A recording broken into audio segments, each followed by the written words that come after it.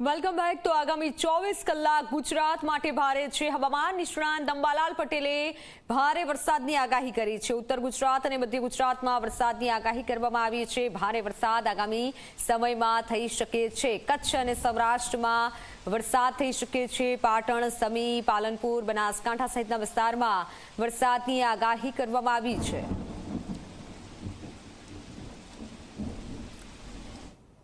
ઉત્તર ગુજરાત માટે ભારે વરસાદની શક્યતા દર્શાવે છે, જેમાં બનાસકાંઠાના ભાગોમાં ભારે વરસાદ થવાની શક્યતા છે।